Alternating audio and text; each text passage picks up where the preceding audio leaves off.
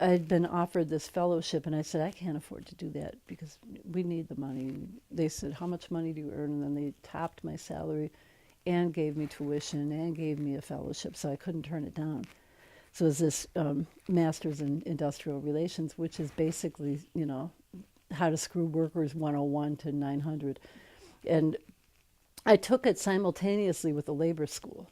So I took the labor school 2-year certificate in the morning and the master's in industrial relations in the evening.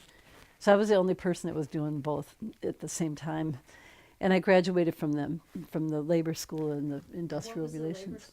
the labor school? Labor school was a long time project of Wayne State where unions sent members to learn stewards training, member mobilization, how to bargain contracts, and it's basically labor school. And that was a 2-year program, and it's a non-degree program, so it's like a certificate program. But I did the master's in the evening, so So you were learning how to negotiate on both sides of the table? yeah. I was learning labor negotiations, which I didn't know before then. I was always a community negotiator. So I learned the labor end of it and the management end at the same time. And I graduated from that program in '92. And I got a job with SEIU, Service Employees. And I worked there. I had done a lot of work with the UFW. I had always been involved in the UFW, but I hadn't worked for a union directly.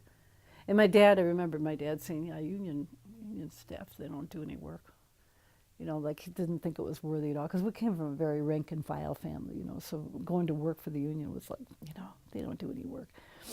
So I ended up representing members in arbitration, and I did, SEIU was good work. I got run out, I got blacklisted from it in around, what year was that, 2003 or 4. After NAFTA passed, we began to see Mexican workers appear here in Detroit, and they were replacing Detroit workers. They were being brought up on these H-1 visas, all kinds of scams. That NAFTA, you were supposed to be able to get these H-1 visas or whatever if there's nobody else to do the work, but they were replacing black workers with Mexican workers, and it turned into a huge, big conflict. And so there was a group of workers that were Mexican workers that were replacing this group of black workers from SEIU.